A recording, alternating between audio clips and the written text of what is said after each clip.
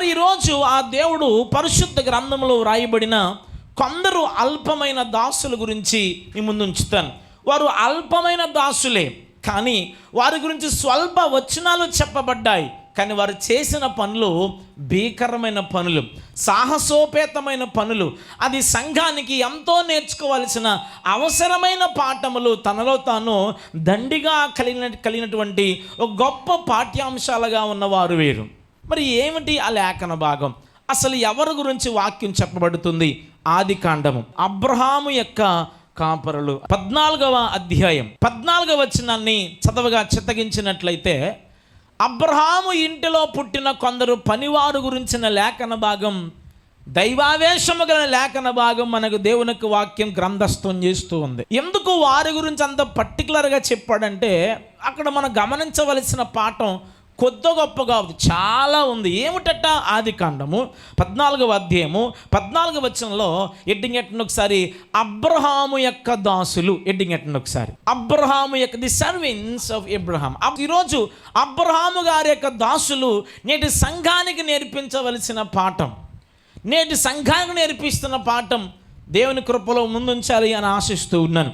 పిల్లల పరిశుద్ధ గ్రంథాలు చదవండి. 14:14 అబ్రాము తన తమ్ముడు చెరపట్టబడినని విని తన ఇంట పుట్టి అండర్లైన్ చేయండి, అలవరచబడిన 18 మందిని వెంటబెట్టుకుని దాను మట్టుకు ఆ రాజులను తరిమెను.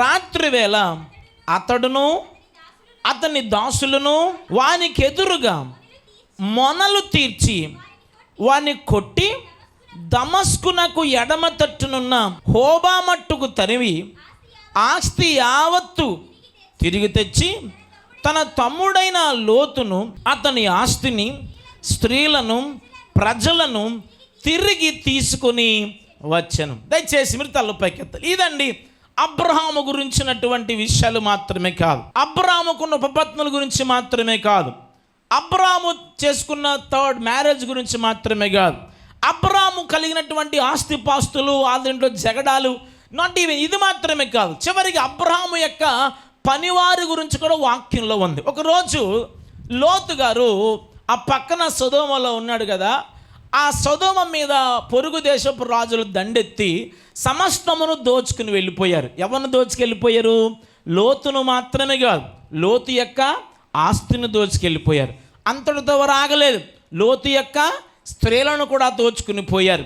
లోతుతో పాటు వారు ఆగలేదు, అందరినీ పాటు కలిపి అందరినీ దోచుకుని వెళ్ళిపోయారు.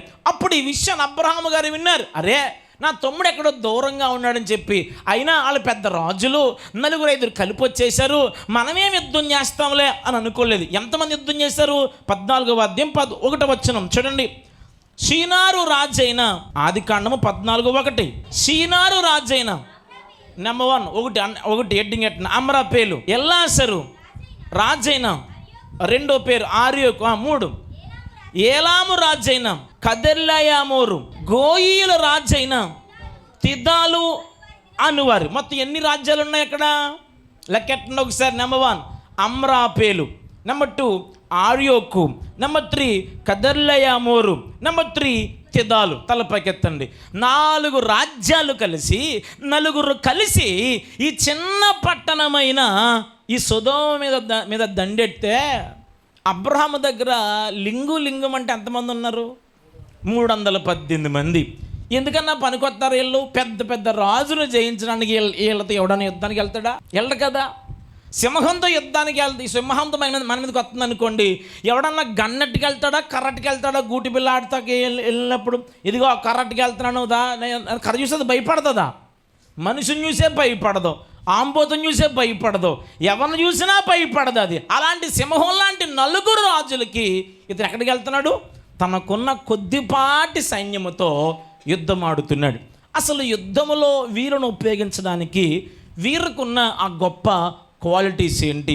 అబ్రహాము కాపరులలో ఉన్నటువంటి కొన్ని సద్గుణాలు ఈ సందర్భంగా మనము నేర్చుకోవాలి అని ప్రభు ఆశిస్తూ ఉన్నాడు. దేవుడు అది మనకు అవసరం లేదనుకుంటే you would have not allowed his holy spirit to write something in the బైబిల్లో రాయడానికి పరిశుద్ధాత్మ దేవుడిని దేవుడు అనుమతించేవాడు కాదు. పరిశుద్ధాత్మ దేవుడి చేత బైబిల్లో వ్రాయించాడు అంటే అది ఏదో మన గొప్ప సత్యాన్ని తెలియజేస్తుంది అని అర్థం. దేవునికి స్తోత్రం.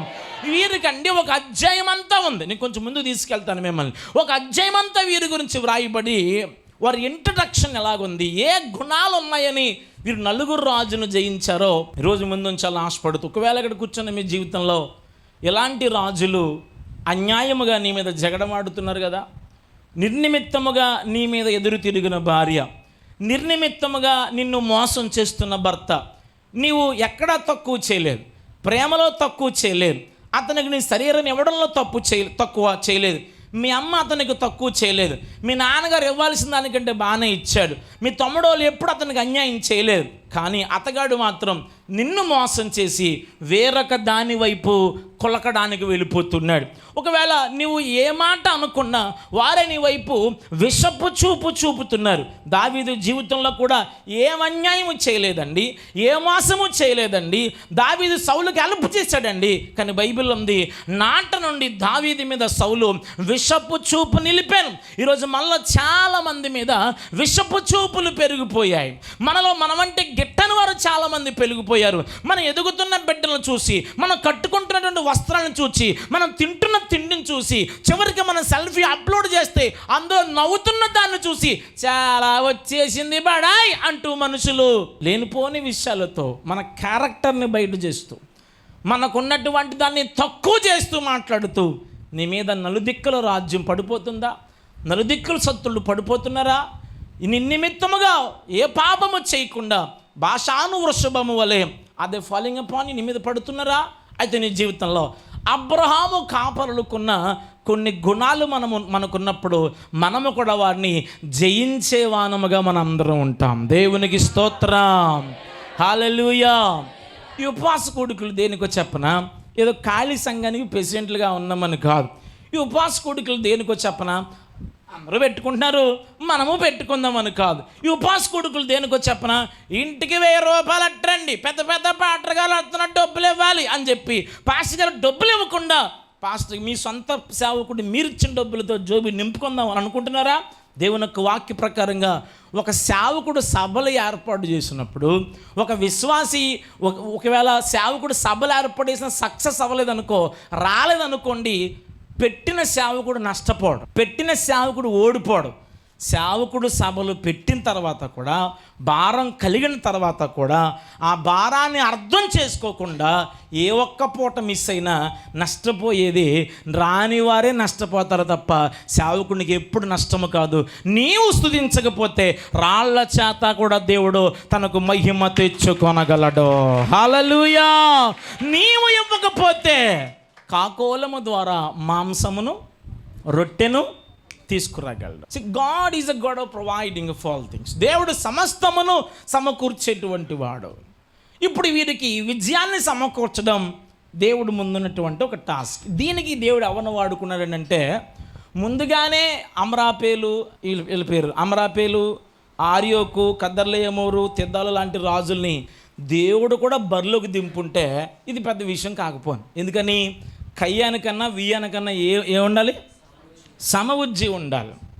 నువ్వు దెబ్బలాడుతున్నావంటే ఎవరితో దెబ్బలాడాలి? మీకు లాంటి వయసుతో ఉన్నవాళ్ళని దెబ్బలాడితే ముసలితోనూ ఆడకూడదు, చిన్నపిల్లలతోనూ మీ స్థాయికి తగ్గట్టుగా. ఇప్పుడు మీ ఇంటి అమ్మాయిని ఒక చోటకి ఎత్తాను, ఒక ఇంటి అబ్బాయిని తెచ్చుకున్నావంటే ఎలాగా?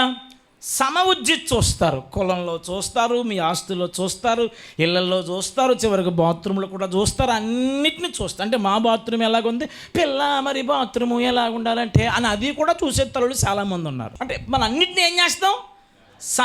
బ్యాలెన్స్డ్గా చూస్తాం. మరి దేవుడు కూడా ఏం చేయాలి? బ్యాలెన్స్డ్ కింగ్స్ని దింపాలి. బ్యాలెన్స్డ్ ఆర్మీని God would have sent them to battle. దేవుడు యుద్ధానికి అలా పంపించి ఉండాలి. అలాగ పంపకుండా ప్రభు ఎవరిని పంపాడంటే పనివారిని పంపించాడు. ఈరోజు దేవుడికి అలాంటి పనివారు కావాలి. ఈరోజు దేవుని కొరకు జస్ట్ ముసుగేసుకుని ప్రార్థన మీది పలారం మాది అనే బ్యాచ్ కాదు. ఇలాగా దేవునికి ప్రార్థన చేసే సమయంలో ప్రార్థన చేసేవారు కావాలి, కన్నీరు కార్చే సమయంలో కన్నీరు కార్చే వాళ్ళు కావాలి, యుద్ధమాడే సమయంలో యుద్ధమాడేవారు దేవునికి కావాలి. హల్లెలూయా. మీకు 2 ఎగ్జాంపుల్ చెప్పి మొదటి పాయింట్కి వెళ్ళి, గోడలు కడుతున్నాడు, ప్రాకారం, తెలుగులో ప్రాకారాలు కడుతున్నాడు. ఈ ప్రాకారం కడుతున్నాడు, ఇతనే తాపి మేస్త్రి, ఇంతకని ఇతనే తాపి మేస్త్రి, ఇతనే తాపి పెట్టేస్తున్నాడు. మాలు తెలుసుగా, సిమెంట్ వేసుకుంటున్నాడు, మట్టి వేసుకుంటున్నాడు, రాళ్ళు ఎలా లేపి పెడుతున్నాడు, బాగా చేస్తున్నాడు.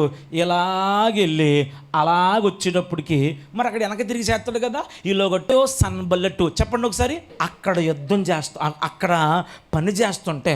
అక్కడ పని చేస్తుంటే ఈ టోబియో సన్బల్లెట్టు బ్యాచ్ వచ్చి దీన్ని కూల్చేస్తుందంట. ఓ పక్కేమో నెహెమ్యా మందిరం కడుతున్నాడు, ఈ రాలుగొయ్యలేమో వచ్చి పడగొట్టేస్తున్నారంట.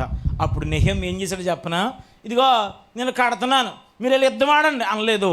ఒక చేత్తో తాపి పట్టుకున్నాడు, ఒక చేత్తో కత్తి పట్టుకున్నాడు. ఓ పక్క కట్టేవాడు, ఓ పక్క యుద్ధం ఆడుతుండేవాడు. దేవుని కొరకు 2 పనులు చేశాడు. హల్లెలూయా. విశ్వాసికి ఆ గుణం ఉండాలి. ఇంకో ఎగ్జాంపుల్ చెప్తాను.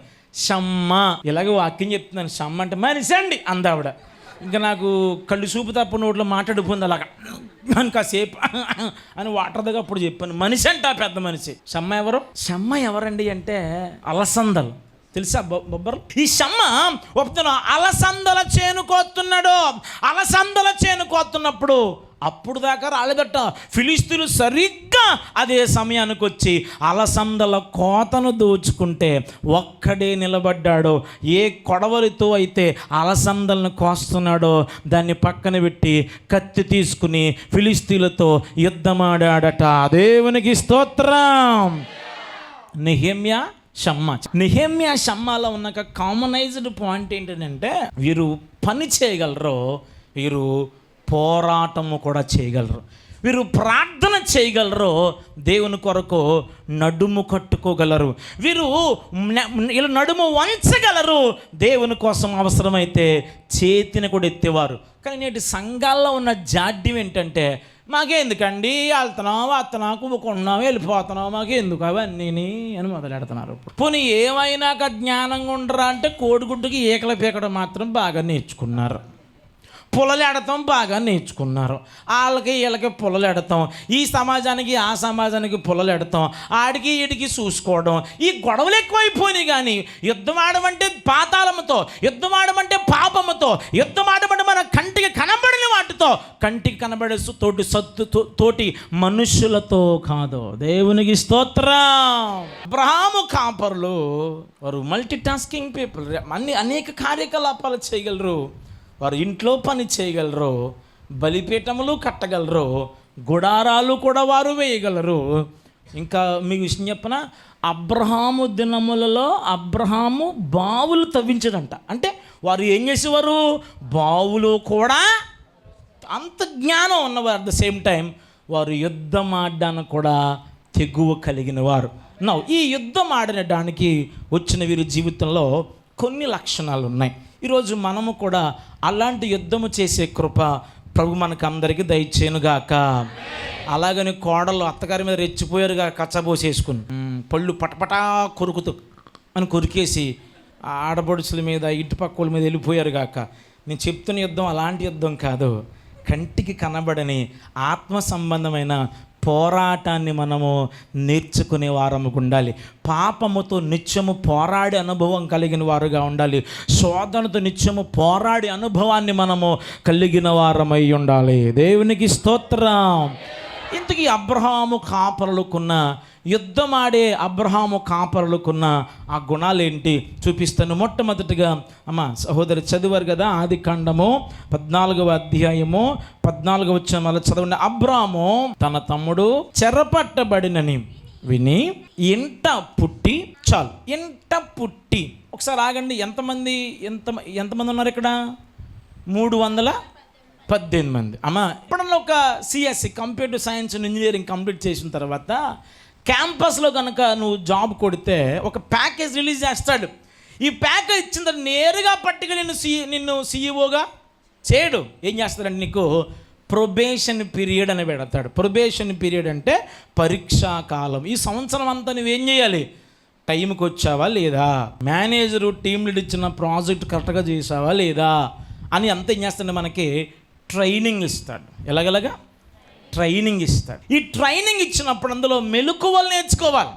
ఈ ట్రైనింగ్ ఇచ్చినప్పుడు ప్రభు దగ్గర నేర్చుకున్నప్పుడు ఒక అనుభవం కలిగిన వాడుగా ఉండాలి. ఇదిగో అబ్రాహాము దాసులు అంటులు తోమేవారు మాత్రమే కాదు, అబ్రాహాము దాసులు బలిపీఠములు కట్టేవారు మాత్రమే కాదు, అబ్రాహాము దాసులు బావులను తవ్వేవారు మాత్రమే కాదు, అబ్రాహాము దాసులు ఎలియాజరు వలె ప్రయాణాలు చేసేవారు మాత్రమే కాదు, అబ్రాహాము దాసులు ట్రైన్డ్, వారు శిక్షణ కలిగిన వారు.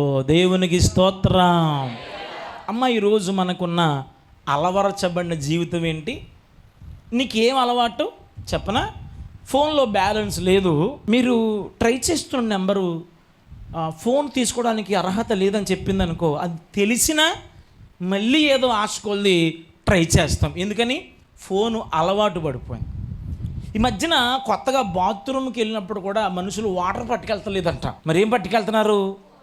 ఫోన్ పట్టుకెళ్ళిపోతున్నారు. ఈ ఫోన్ పట్టుకెళ్ళడం అన్నీ మీకు విషయం చెప్పిన, బాత్రూంలో 6 అడుగుల వరకు ఏముంటుందంటే ఆ షిట్ తాలూకు, ఆ మలం తాలూకు క్రిములు 6 అడుగులు పైకి అప్ అండ్ డౌన్ వెళ్తూ ఉంటాయి.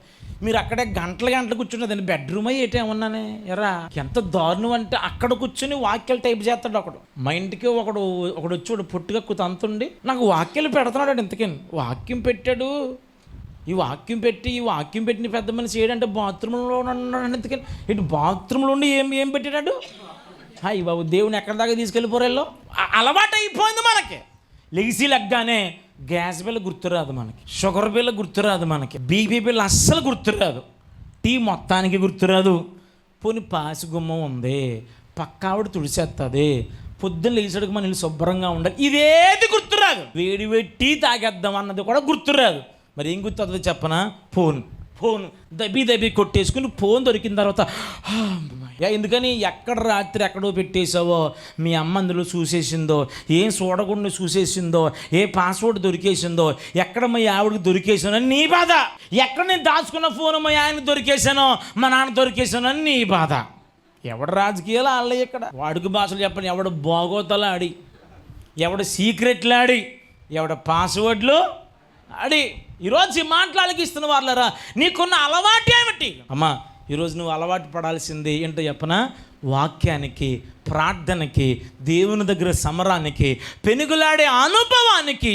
ఈ అనుభవం రావాలి కానీ లోక సంబంధమైన, పాపిష్టి సంబంధమైన భయంకరమైన అలవాటులు కాదు. ఈ రోజులో చాలామందికి బూతులు అలవాటుగా వచ్చేస్తాయి. మాటల్లో ఒక బూతు, చివరిలో ఒక బూతు, అంటే అలవాటుగా వచ్చేసింది వాడికి. ఆదివారం ప్రార్థన పొద్దున్నే ప్రార్థన గంట ముందెళ్ళి పరిచర్య చేద్దామని అలవాటు ఏమన్నా ఉందా నీకు?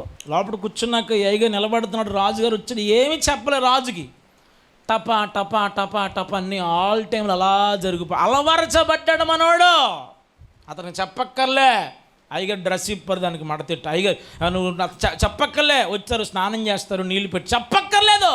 అలవరచబడిన వాడు. ఈరోజు నేటి మనుషులకు దైవికమైన అలవాటు రావాలి. సాయంత్రం 6-7 అయిందంటే ఒక చాపేసుకుని కుటుంబ ప్రార్థనగా కూర్చుని, ఈ సాయం కాలమునా యేసు ప్రభు వేడెదము.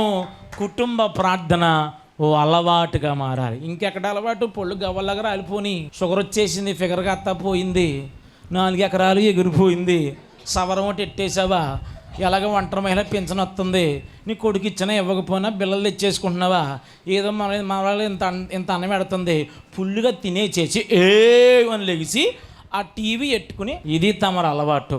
మళ్ళీ ఈ పెద్ద మనిషి గుళ్ళోకి వచ్చి మా మనవరాల కోసం, గవర్నమెంట్ జాబ్ కోసం ప్రార్థన చేయండి. పాప సిగ్గేమైనా పెట్టాడా దేవుడు? ఒక్కరోజు క్రమంగా ఇంట్లో ప్రార్థన పెట్టవా? ఒక్కరోజు ఇంట్లో క్రమంగా దశంభాగం ఇవ్వవా? ఒక్కరోజు దేవుని దగ్గర ఏమాత్రం ఏడవ్వా? టీవీ దగ్గర కూర్చుని ఏ రా చానలట అని వాళ్ళతో వీళ్ళతో మాట్లాడి నీవు నాశనం అయిపోయి ఆడిని నాశనం చేసేసి. ప్రార్థించడం మా బాధ్యత. మీరు చెప్పకుండా మేము ప్రార్థన చేస్తాం, ప్రభువా మా సంఘంలో పల్నాడుకి బాగోలేదని ప్రార్థన చేస్తాం. కానీ మనుషులందరూ ఎలాగైతే తమర ప్రార్థన తాము చేసుకోకుండా మరొకరి భక్తి మీద ఆధారపడుతూ లోకాన్ని అలవరుచపరుచుకుంటున్న పాపిష్టి జనమా, దోషభరితమైన జనమా, దేవునికి వాక్యం అంటుంది యుద్ధమాడుట అల్లవర్రచబడాలి. దేవునికి స్తోత్రం. ప్రార్థన అనగానే ముసుగు దెబ్బకు పడిపోవాలంతే. ప్రార్థన అనగానే బైబిల్ సంకలో పట్టుకుని అలా వచ్చేయాలంతే. ఆదివారం అనగానే కురుకురే ప్యాకెట్లు పట్టుకొని తినమని కాదు. ఓ పావలయ్యో ₹10 ఇచ్చమ్మా ఏడు నేర్పించాలి పిల్లలకి. అంతేగాని పొద్దున్న లేచి సాయంకాలం దాకా ముఖం అందులో పోనిట్టు అలా చూసుకుంటే ఈ అన్న వేసుకుంటే మన ఆ పిల్ల మాత్రం ఏం చేస్తుంది? స్కూల్కి వెళ్తుంది. ఆడు మాత్రం ఏం చేస్తాడు? కాలేజీకి వెళ్తాడు, ఫోన్ పట్టుకుంటాడు. కుర్రోడు కాబట్టి ఊరంతా తిరుగుతాడు, గురదర్శనాలు చేసేస్తూ ఫోన్లో మనం తిన్నావా ఉన్నావా అని మొత్తం దారిపడి నిప్పులన్నీ తొక్కుకుంటూ వెళ్ళిపోతాడు.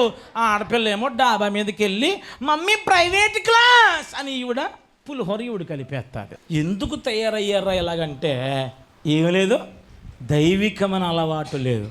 కానీ అబ్రహాము ఇంట పుట్టినవారు అల్లవర్రచబడిన వారు. దేవునికి స్తోత్రం. ఏం పరచబడినవారు? ఈరోజు మీ బిడ్డలకు అది నేర్పించండి. దైవజనులు కనబడితే వందనాలు చెప్పమని నేర్పించండి. పెద్దలు కనబడితే వందనాలు చెప్పడం నేర్పించండి. ప్రార్థన జరుగుతుంటే పరిచర్య చేయమని నేర్పించండి. బైబిల్ ఇంటికి వెళ్ళిన తర్వాత మా అమ్మమ్మ విక్టోరియా అమ్మగారు, చాపల విక్టోరియా అమ్మగారు ఏం చేశారు అంటే ఆవిడ వాక్యం బాగా తెలుసు. బావు అమ్మమ్మ ఇదిగొద్దా ఈ పీతల కూర తిను, ఇదిగోదా ఈ తిను, అత్తినని పెట్టు, సోడి పెట్టి తెలిసి ఐడియా ఉంది కదా, సోడి పెట్టి ఇలాంటివన్నీ పెట్టి ఒరే మర్చిపోను ఇలా గుళ్ళో వాక్యం అనేది నాకు తెలదండి. కానీ అమ్మ అక్కడ గుళ్ళో ఏం చెప్పారు ఆ మాట కోసం ఎప్పుడు ఆదివారం వస్తుందా అని చూసేవాడు. అయ్యగారు ఏ వాక్యం చెప్పారో ఇంటికి వెళ్ళిన తర్వాత కాలువ చేపలు వచ్చేయేమో చేపల మొక్క ఎత్తు మా అమ్మమ్మ అనేది ఇవాళ ఏం చెప్పారా వాక్యం అంటే టపామని చెప్పడం మొదలెట్టాను. అక్కడ నేర్చుకున్నాను వాక్యం. నేను కాదు కాలేజీకి వెళ్ళావు, నేను ఏమన్నా మ్యాటర్ కొట్టాడా, మరి కొట్టేటి చెప్పు నేను అడుగుతాను. ఇది కాదమ్మా నువ్వు చెప్పాల్సింది. బట్టలు నీకేట్రా ఏదో రకం చేసి మంచి బట్టలు కూడా ఎత్తాను నా కొడుకు, ఈ బాబు నా కొడుకు బంగారు కొడుకు. ఆడేమో తాంబేలు మొక్క వేసుకుని ఆడుంటాడు. అదేలే కాకిపిల్ల కాకి ముద్దు కట్టి నా బావులేదే ఇటు ముక్కుమో ఇంత కేసీఆర్ ముక్కు అయిపోయినా నా కొడుకు ముక్కు ఎంత అందంగా ఉందో అని ప్రతి ఒక్కరు అంతేలే. నాయన అంతే డాడీ కొడుకు అని పుల్లు నాకెత్తుంటాను మా ఊడిని వెళ్ళి. ఎవరన్నా అంతే. ఆ అలవాటు కాదు నువ్వు చెప్పాల్సింది. నీకు ఉండాల్సిన అలవాటు ఇవాళ ప్రార్థన ఏంటరా, ఒరే నువ్వు పంచే, నువ్వు వాక్యం చదువు, ఇవాళ గుళ్ళో ఒక పాట పాడు, ఈ క్రమం ఉండాలి. ఒక సాక్ష్యం చెప్పి 2వ పాయింట్కి వెళ్తాను. అమ్మా యవనస్తులు మీతో మాట చెప్తున్నాను. నువ్వు ఎలాంటి దానవుగా ఉండాలంటే అబ్బాయి నీతో ఓయ్ అనంతా కూడా భయపడాలి. అంతేగాని నీ మీద చెయ్యేసి మాట్లాడేసే అంత చనువు నీవు ఏమంటే 2 చేతులు కలిస్తేనే చప్పట్లో. నిన్ను ఓలే అంటున్నాడంటే మొన్నటిదాకా ఆంటీ గారు అన్నవాడు, ఆంటీ అన్నవాడు ఇప్పుడు నీ పేరు పెట్టి పిలిచి చేతులు వేసుకుని మాట్లాడుతున్నాడంటే తమరు బండిక్కిచ్చేసుకుని బండి మీద అక్కడికి వెళ్దావరా, డిమార్ట్కి వెళ్దాం, రిలయన్స్కి వెళ్దావరా అని చెప్పి మరి ఆడి మీద చేతులేసి ఎందుకు రామా వాళ్ళగా పేరు పెట్టి నువ్వు చనివిచ్చావాడికి. నువ్వు చనివిచ్చిన తర్వాత వాడు ప్రేరేపించబడ్డా నీ కొడుకేమన్నా మనుషులేమన్నా యోసేపెట్టి ఖచ్చితంగా పాపంలో పడే లోకం. కనుక నిన్ను పొందడానికి దేవా నాకు ఆ అమ్మాయిని ప్రభువా అని ప్రార్థన చేసేంత భక్తి నీలో కనబడాలి. అంతేగాని కనబడ్డవాడు అందంగా చూసి ఈయన చుట్టూ చాలా బాగుంది అన్నవనుకో, ఈయన పాట చాలా బాగా పాడావు అన్నవనుకో, ఈయన బట్టలు చాలా బాగున్నాయి అన్నవనుకో, అత్తమారు పొల్లికి ఇచ్చుకుని పళ్ళు మొత్తం 36 పళ్ళు గవ్వలాగా రాలు పాకుంది ఇలా నవ్వుతూ కూర్చున్నావు అనుకో, ఆడేమనుకుంటారంటే ఈ పిల్ల ఇంతమందిలో నన్నే చూసి నవ్వుతుందంటే ఏదో నా మీద ఉంది అనుకో. కాబట్టి జాగ్రత్త. ఇటువంటి దిక్కుమాల అలవాట్లు మనకు ఉండక ప్రార్థనయే మనకు అలవాటుగా ఉండాలి. దేవునికి స్తోత్రం. హల్లెలూయా. బైబిల్లో దానిల కోసం రాయబడింది ఇట్టి శాసనము. చెప్పండి ఒకసారి. రాజుకు తప్ప ఎవరికి మొక్కకూడదు అనే శాసనం వచ్చిన తర్వాత ముమ్మారు అలవాటుగా కిటికీ తీసి ప్రార్థన చేస్తున్నాడు. ఎందుకు చెప్పనా, అది అతనికి అలవాటుగా మారింది. హల్లెలూయా. మామూలుగా మనలో అన్నమాట నీకున్న అలవాటు ఏంటి? కొందరికి తాగడం ఒక అలవాటు. వివాహమైన తర్వాత కూడా మరొకటితో తప్పుడు సంబంధాలు పెట్టుకుంటూ, వివాహమైన తర్వాత కూడా అక్రమ సంబంధాలు పెట్టుకుంటూ, జారత్వంలోకి వెళుతూ, పైగా భర్తల మీద పైగా భార్య మీద నిందలు వేసుకుంటూ పాపము అల్లవరచబడ్డం లేదా నీకు? ప్రభు అంటున్నాడు, అబ్రహాము ఇంట పుట్టి అల్లవరచబడిన గుణము మనకు ఉండాలి. భక్తి మనకి అలవాటుగా మారాలి. దేవునికి స్తోత్రం. నెంబర్ 2, అలవరచబడిన వారు. తర్వాత అలవరచబడిన 318 వెంట పెట్టుకుని దాను మట్టుకు ఆ రాజులను తరిమెను. రాత్రివేళ అతడును, అండర్లైన్ చేయండి, అతని దాసులను వారికి ఎదురుగా తలపైకెత్తను. మొనలు అంటే ఏమిటి? ములక్కాయలు తెలుసు, కానీ మొనలు మనకి ఏం తెలుసు? ములక్కాయలు, గోంగూర, పచ్చళ్ళు అంటే బాగా తెలుస్తాయి. ఇలాంటివి ఎందుకు తెలుస్తాయి? మొనలు అంటే వరుస క్రమము అని అర్థం. మొనలు అంటే క్రమము అని అర్థం. చెప్పండి, మొనలు అంటే ఏమిటి? వరస క్రమం. ఆగండి. ఆ సమయంలో వాళ్ళు పనోళ్ళు, అలవాటు లేనోళ్ళు, రాజు మీద యుద్ధం ఆడుతున్నారు, కొంచెం భయం ఉంటుంది. అయినా దేవుని యొక్క వాక్యం ఏం చెప్తుందో చెప్పనా, వారు వరసగా యుద్ధ పంక్తులుగా తీర్చబడ్డారు. దేవునికి స్తోత్రం. అలవరచబడిన వారు మొదటగా, రెండవదిగా క్రమము కలిగిన వారు. ఏం కలిగిన వారు? చెప్పాలి, ఎవరినైనా?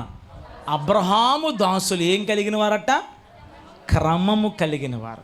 రెండవదిగా జ్ఞాపకం పెట్టుకోండి, నీ నలుదిక్కుల శత్రువుల మీద నువ్వు విజయం సాధించాలంటే you need to be habitualised to the life of order. ఒక వరుస క్రమానికి మనము అలవాటు పడాలి. చెప్పండి, దేనికి అలవాటు పడాలి? ఒక క్రమం ఉండాలి. ఒక క్రమమైన తిండి, సమయానికి తినడం, సమయానికి నిద్రపోవడం, సమయానికి కష్టపడడం, ఏ సమయానికి చేసిన పనులు ఆ సమయానికి చెయ్యాలి. అంతేగాని తర్వాత చేస్తానని ప్రతిసారి మనం పోస్ట్ పోన్ చేసుకుంటూ వెళ్ళిపోతే చాలా ప్రాబ్లం. నేను బైబిల్ కాలేజ్ చదువుతున్నప్పుడు బైబిల్ కూడా ఎలా చదవాలంటే క్రమంగా చదవాలి. కొందరు కళ్ళు మూసుకుని ఇలా తీస్తారు, ఇలా తీస్తే అక్కడ నీవు పోయి అలాగున చెయ్యము అని వాక్యం ఉంది. అమ్మ బాబో, దేవుడు నాతో మాట్లాడాడు.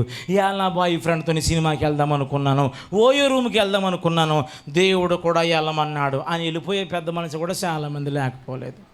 ఎంత కరం అంటే సినిమా హాల్లో నిలబడి టిక్కెట్లు దొరికేలా చెయ్యి ప్రభువా అని ప్రార్థన చేసే భక్తులు కూడా సమాజంలో లేకపోలేదు. పార్కులంట కాలేజీలు ఎగ్గొట్టి, పార్కులంట తిరిగి, ఆడుతూ అడ్డమైన తిరుగుళ్ళని తిరిగి, తప్పుడు పనులను చేసేసి ఆదివారం గుళ్ళోకి వచ్చి దొంగ ముసుగులేసేసుకుని దేవా పాపిని అని కొయ్యల్లో పాడేవారు కూడా లేకపోలేదు. క్రమం ఉండాలి.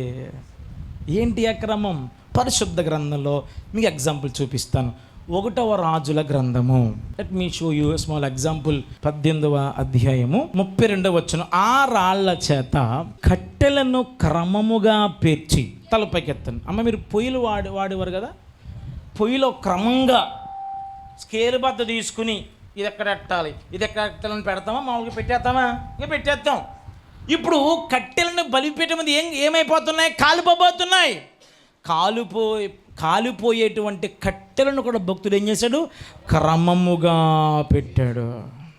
ఇంకో విషయం చెప్పనా, ఇస్సాకు మోరియా పర్వతం మీదకి వెళ్ళాడు అబ్రహాంతో పాటు. అక్కడ కూడా బలిపీఠం కట్టినప్పుడు కట్టెలను చక్కగా పేర్చాడు. ఎందుకు బలిపీఠం కట్టెలు చక్కగా పెరచాలి? ఎందుకంటే బలిపీఠం అంటేనే క్రమము అంటేనే బలిపీఠము. క్రమము కలిగిన వాడే దేవుని సేవకుడు, క్రమము కలిగిన వాడే దేవుని విశ్వాసి. దేవునికి స్తోత్రం, హల్లెలూయా.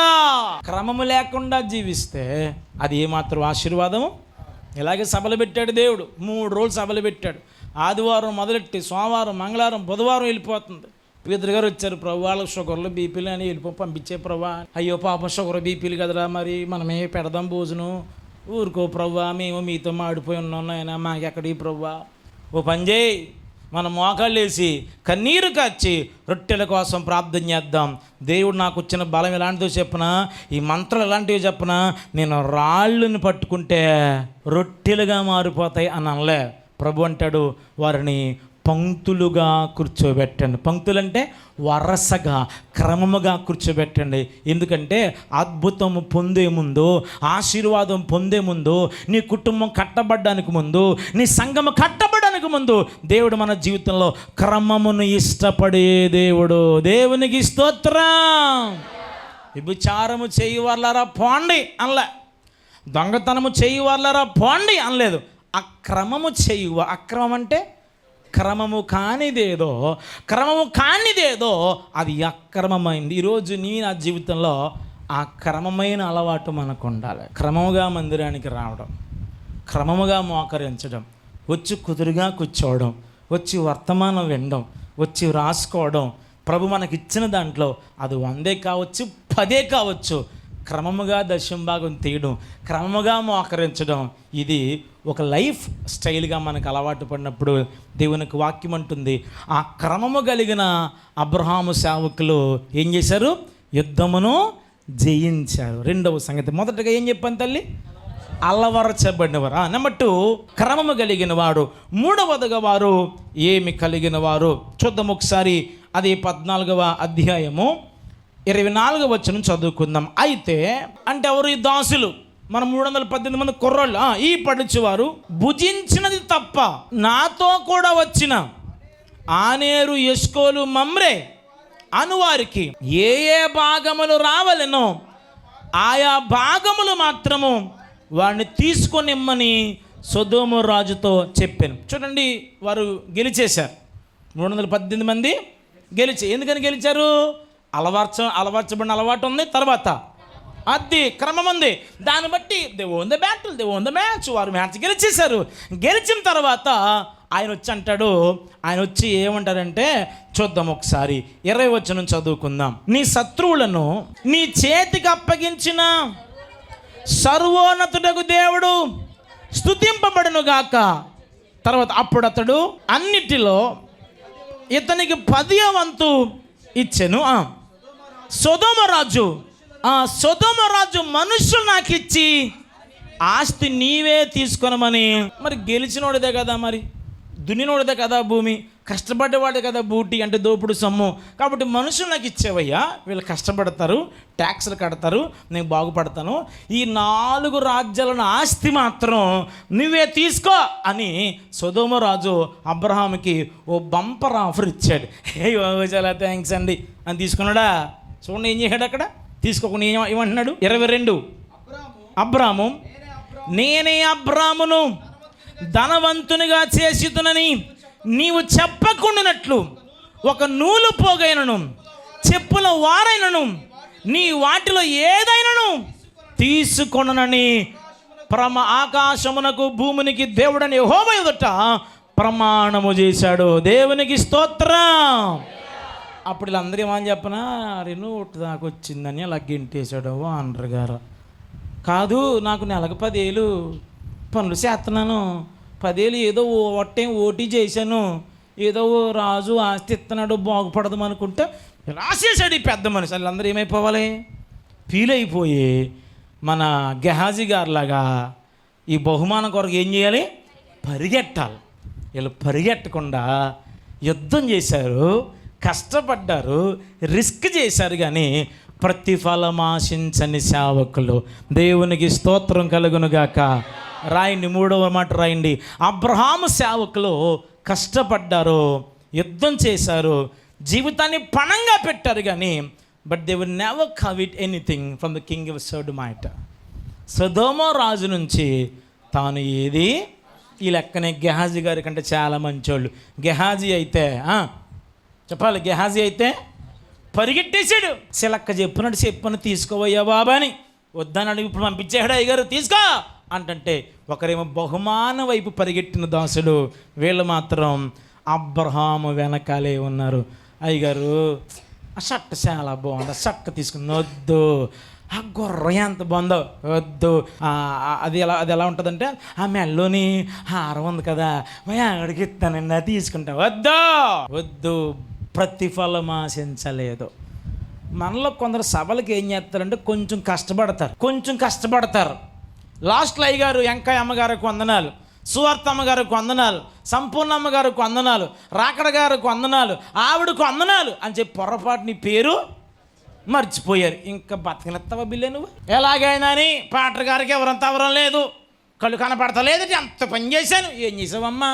అయ్యా అలా అందరూ వేడి వడని తింటుంటే ఊదుకొని తినమని చెప్పాను. వండింది ఈవిడు కాదు, కానుకిచ్చింది ఈవిడు కాదు, వడ్డిచ్చింది ఈవిడు కాదు, తింటుంటే ఊదుకుని తినమ్మా నా పాపానికి ఏం చెప్పలేదు, పంగనామాలు పెట్టలేదు బాబు, వందనాలు చెప్పలేదంట. ఏమి ఆశించకుండా పని చేయాలి. ఎప్పుడు జ్ఞాపకం పెట్టి మనం కనబడకూడదు, మన పని కనబడాలి. మనం దేవుడు కనబడాలి. నీ కాను కూడా నాకు చాలామంది కాంకుచోరు ఉన్నారు. ఎప్పుడు కూడా అబ్రహాము దాసుడను అన్నాడు. అబ్రహాము దేవుడు కృప చూపుట మానలేదని ఎలియాజర్ను గొప్ప చేసుకోలేదు, అబ్రహామును గొప్ప చేశాడు. తన్ను తాను గొప్ప చేసుకోకుండా దేవుణ్ణి గొప్ప చేశాడు. దేవునికి స్తోత్రం కలుగును గాక. హల్లెలూయా. కాబట్టి దైవజనాంగమా, మనం ఎప్పుడు ఏమి సంపాదించినా ఏం చేయాలి? దేవుణ్ణి మహిమపరచాలి. మనం బొద్దులు ఆశించకూడదు. కొడుకు పుట్టాడు ఇక్కడ డాడీ కొడుకు, అది కాదు. యెహోవా దయ వలన నేను ఒక మనుషుని సంపాదించుకున్నాను అన్నదవ్వ. ఆ కొడుకు హేబెలు అన్నవాడు చనిపోతే యెహోవా దయ వలన ఈ వయసులో కూడా మరి మనం ఒక పిల్లోడికి పురుడు పోసామంటే మరి నా బలం ఏమనుకుంటున్నారో అల్లా ఏమన్నది? యెహోవా దయ వలన మనుష్యుని సంపాదించుకున్నాను. ఫరో అంటాడు యోసేపుతో, యోసేపు నువ్వు చాలా తెలివినోడు అంట కదయ్యా, మా ఊళ్ళో వంటలోడికలు అందరికీ నువ్వు ఇచ్చేసామంట కదా. అయ్యి బాబు కళ చెప్పు, నాకు కళ వచ్చింది చెప్పు అంటాడు. నేనంతటి వాడినయ్యా, మర్మములు బయలుపరచు దేవుడు పరలోకమందున్నాడు. యోబేమంటాడు? అన్నీ ఇచ్చిన తండ్రి, అన్నీ ఇచ్చిన తండ్రి అన్నీ తీసుకుపోయే అన్ని యోబు పలుకలేదా? ఓ భక్తుడా అన్ని యోబు పలుకలేదా? ఒరే నాయనా కొట్టో, అన్ని యోబు పలుకలేదా? ఓ భక్తుడా భయము చందకు భక్తుడా, ఏ మాయలోక ఛాయాలు చూచినప్పుడు. పడాలి. భయము చందకు భక్తుడా, ఈ మాయలోక ఛాయాలు చూసినప్పుడు. భయము చందకు నీవు, దిగులు చందకు నీవు, భయము చందకు నీవు, దిగులు చందకు నీవు. జీవమిచ్చిన యెహోవా ఉన్నాడు, ఓ భక్తుడా ప్రాణమిచ్చిన యేసయ్య ఉన్నాడు. జీవమిచ్చిన యెహోవా ఉన్నాడు, ఓ భక్తుడా ప్రాణమిచ్చిన యేసయ్య ఉన్నాడు. హల్లెలూయా. అల్లవరచబడ్డ. నెంబర్ 2 మొనలు కలిగినవాడు. ఎవరు? మొనలు కలిగినవారు. నెంబర్ 3 కష్టపడ్డారు కానీ, రిస్క్ చేశారు కానీ ప్రతిఫలం. 4వదిగా ఎలియాజరు గురించి కూడా వాక్యం ఒక అద్భుతమైన సంగతి. ఎందుకంటే ఎలియాజరు కూడా one of the servants of Abraham యొక్క సేవకుడు కనుక ఈ అబ్రహాము సేవకుల్లో గుణం చెప్తాను. ఆదికాండము 24వ అధ్యాయము 12వ వచనం చదువుకుందాం. ఆదికాండము 24వ అధ్యాయము 12వ వచనం చదువుకుందాం. నా యజమానుడు దేవుడని అబ్రహాముని యెహోవా, నేను వచ్చిన కార్యము త్వరలో సఫలము చేసి నా యజమానుడు అబ్రహాము మీద తలపైకెత్తని. ఇది ఎవరి కోసం చేస్తున్నారు ప్రార్థన? తన కోసమా? అబ్రహాము కోసం చేస్తున్నాడు. అంటే అర్థం చెప్పిన దేవుని దాసులండి. అబ్రహాము దాసులకు ఉన్న 4 గుణం ఏంటంటే, వారు ఒకరి కొరకు ప్రార్థన చేసేవారు. దేవునికి స్తోత్రం. అదే ఒకరి కొరకు ప్రార్థన చేసే గుణాన్ని ఏమంటారంటే విజ్ఞాపన అంటారు. ఏమంటారు? విజ్ఞాపన అంటే ఏంటి? ప్రార్థన అంటే మన బాధలు, మన వేదన ప్రభు దగ్గర చెప్పడం, ప్రభుతో సహవాసం. విజ్ఞాపన అంటే ఒకరి కొరకు ప్రార్థించడం. సంఘంలో విజ్ఞాపన కూడికలు ఉండాలి. తెలుసా? సంఘాల్లో ఒక వారం అలా జరిపించేయాలి. ప్రతి శనివారం స్తోత్రం, ప్రతి శనివారం విజ్ఞాపన కూడిక. అందులో ప్రతి ఒక్కరూ తమ తమ ప్రార్థన అవసరతలు పట్టుకుని వాటి కోసం, ఎవరి కోసం వాళ్ళు కాకుండా అలాగా. ఇందాక మధ్యన స్టేటస్ చూశాను నేను, మీరు ఇద్దరిద్దరుగా పట్టుకుని ప్రార్థన చేస్తాను. చాలా సంతోషించాను నేను. ఇద్దరిద్దరుగా పట్టుకుని ప్రార్థన, అది విజ్ఞాపన. మంచి సేవకుని యొక్క లక్షణం ఏంటంటే సంఘాన్ని విజ్ఞాపనలో నడిపిస్తాడు. ఏ సేవకుడైతే విజ్ఞాపనలో నడిపించారో ఆ సంఘము విజయ పదములో నడిపించబడుతుంది. దేవునికి స్తోత్రం కలుగునుగాక. హల్లెలూయా. సరే, విజ్ఞాపన కలిగిన వాడు అబ్రహాము యొక్క సేవకుడు. 12వ వచనంలో ఏం చేశాడు? ఈయన ప్రార్థన చేశాడు, విజ్ఞాపన చేశాడు. అప్పుడు 13వ వచనంలో 2వ లైన్లో, ఈ ఊరి పిల్లలు తలపైకెత్తండి. అమ్మాయిలు వస్తున్నారు, ఓయ్ మా అబ్బాయి రాహుల్ గాంధీ పెళ్లి చేసుకుంటారా అంటే ఖచ్చితంగా వస్తారు కదా. ఎందుకని? రాహుల్ గాంధీ గారు అంటే ఆయన యువరాజు, కేంబ్రిడ్జ్ యూనివర్సిటీలో బాగా చదువుకున్నాడు, దేశానికి కాబోయే ప్రధానమంత్రి అంట, బాగా డబ్బున్నవాడు, ఒకడే కొడుకు, డాడీ కొడుకు, మమ్మీ కొడుకు, అద్భుతమైన వాడు. ఇలాంటి వ్యక్తిని చేసుకోవడానికి ఎవరైనా వస్తాయి. మా ఓడు అభిజిత్ దీప్కే, అతనికంట మ్యాచ్లు వచ్చేస్తుందండి పోలామంటాను. ఇప్పుడు అయ్యి ఆ స్థాయిలో ఉన్నాడు కాబట్టి, విరాట్ కోహ్లీ నా కొడుకు, మీకు ఎవరైనా పెళ్ళి చేసుకుంటారా అంటే చాలామంది ఏం చేసినాం, ఓటేసినాం. అప్పట్లో విరాట్ కోహ్లీ లాంటోడు, పెద్ద పెద్ద కుటుంబాలు చెందినోడు ఇస్సాకు ఒకే ఒక్కడు. ఈ ఒక్క కొడుకుని అత్తగారు పోర్లేదు, ఆడబడుసులు గొడవలేదు, ఉపపత్నులు గొడవలేదు, అద్భుతంగా కూకుంటే నిలబడితే అడుగులకో మడుగులు తెస్తారమ్మా. ఇలాంటి వాడిని పెళ్లి చేసుకుంటారంటే నేను చేసుకుంటాను అని అందరూ వచ్చేద్దరు. అలాగ చేయకుండా, ఆడపిల్లతో మాట్లాడకుండా, కుటుంబంతో మాట్లాడకుండా, వాళ్ళ నాన్నగారితో మాట్లాడకుండా ముందు దేవునితో మాట్లాడుతున్నాడు. దేవునికి స్తోత్రం. దేవుని దాసులు ఇప్పుడు ఎలాగుంటారని అంటే, వివాహం చేసుకోరు, వివాహానికి ముందు ప్రార్థన. దేవుని సేవకులు ఎలాగుంటారంటే, ఒక చోటకు వెళ్ళరు, వెళ్ళే ముందు ప్రార్థన చేస్తారు. దేవుని సేవకులు, దేవుని బిడ్డ ఎలాగుంటారంటే, అప్పెవరు, ఇచ్చే ముందు ప్రార్థన చేస్తారు. అడుగు వేయరు, వేసే ముందు. వేసిన తర్వాత బురదొచ్చేస్తుంది, ప్రభువా తీసుకోలేకపోతానన్న ఆయన, పీక్కోలేకపోతానన్న ఆయన అంటే, ఒరే నువ్వు ఎందుకు వేసేసావు అయ్యా, అలా పేళ్ళ వాడికి వేసేసావు కదా, తీసుకో కడుక్కో. ఎగ్జాంపుల్ చెప్పనా, బైబిల్లో చెప్తాను. ఆగర్ని అబ్రహాం ఎలా పెళ్లి చేసుకున్నాడో షారా ద్వారా. కాదు ప్రభువా మా ముసలిది ఆ పిల్లని చేసుకోమంటుంది, నేనేమో భూమి పుట్టినప్పుడు పుట్టాను, ఆ పిల్లేమో చిన్న పిల్ల, చిన్న కూసు చేసుకోనా అని అడగాల వద్దా? చేసేసుకుంటా, అయ్యో ఎంత మంచిదానివో అని వెళ్ళి అబ్రహాం అనే నేను, ఆగర్ అనే నిన్ను అని పొలమంటే పెళ్ళి చేసేసుకున్నాడు. చేసేసిన తర్వాత కష్టం వచ్చిందంట. అప్పుడు ప్రభువా ఆగరని అయినా చిన్న కూసు ప్రభువా ఏం చేయమంటావు ప్రభు అంటే, దేవుడు సిలక చెప్పాడు. ఏం చెప్పాడు చెప్పనా బాబయ్య, అయ్యాలా శారమ్మ గారి మాటిని పెళ్లి చేసుకున్నా కాబట్టి ఇప్పుడు కూడా శారమ్మ గారి మాట ఆలకిచ్చు. దరిద్రం వదిలిపోయిందా దెబ్బకే? అదనమాట. మరి ఎలాగండి, ఏం చేస్తామండి, మరి నాశనం అయిపోయాం కదండి. దేవుడు పాడైన ప్రతి కుండను బాగు చేసే దేవుడు. చెట్టు కొమ్మలోంచి ఊడిపోయిన ప్రతి ఒక్క రొబ్బను మరలా దానికి చెట్టుకు అంటుకట్టి చేసే వ్యవసాయదారుడు. ఆమేన్. కొండను ఏదో అద్భుతంగా చేద్దామనేది పడిపోయింది, మరలా దాని మీద నీళ్లు చల్లుతాడు, మళ్ళీ దాన్ని తొక్కుతాడు, బాగా తొక్కుతాడు. సారి మీద ఉన్నప్పుడు కుమ్మరి తొక్కి ఇంత ఇసుకను కనబడకుండా తీసేస్తాడు. మళ్ళీ నీళ్ళు పోతాడు, మళ్ళీ జురుగైపోతుంది, మళ్ళీ మట్టి వేస్తాడు. తొక్కి మంచి మట్టి ముద్దగా చేసి సారి మీద దబీని కొడతాడు. కొట్టి ఆ సారిను సర్ర మన పొలమంట తిప్పుతాడు. తిరగడమే అప్పుడు దాకానే. తిరిగిన తర్వాత ఆ పాడైపోయిన పాత్రను మరో అందమైన పాత్రగా దేవుడు చేస్తాడు. ఆయనే పరమ కుమ్మరి అయిన యేసు. దేవునికి స్తోత్రం, హల్లెలూయా. మనం తెలియక చేసామండి, దేవుడు దాన్ని విడిచి పెట్టడు, నీకు మరలా బాగు చేస్తా. అలా చేసేంతవరకు నువ్వు ప్రభు యొక్క చేతిలో అనుసంధానమై ఉండాలి. Speak with you God before you speak with someone. ఫోన్తో మాట్లాడడానికి ముందు బైబిల్ చదవండి, పేపర్ చదవడానికి ముందు బైబిల్ చదవండి. పిల్లలు అమ్మ స్కూల్కి పంపిస్తున్నారా, చాలా వేలకు వెళ్ళి కడుతున్నారు కదా, ముందు వాక్యం చదివించండి. చిన్న లేఖనం భాగం, బస్సు మిస్ అయిపోయినా పర్లేదు, టిఫిన్ చేయకపోయినా పర్లేదు, ముందు ఒక వాక్యం చదివించండి చేత, ముందు ఒక ప్రార్థన చేయించండి పిల్ల చేత. అలా చేసి ముందు దేవుడితో నేర్పిస్తే వారు జనములకు ఏలికగా నిపుణత కలిగిన వారుగా దేవుడు నిలబెడతాడు. చివరి మాట చెప్పి వాక్యాన్ని ముగింపులోకి నేను తీసుకొస్తాను.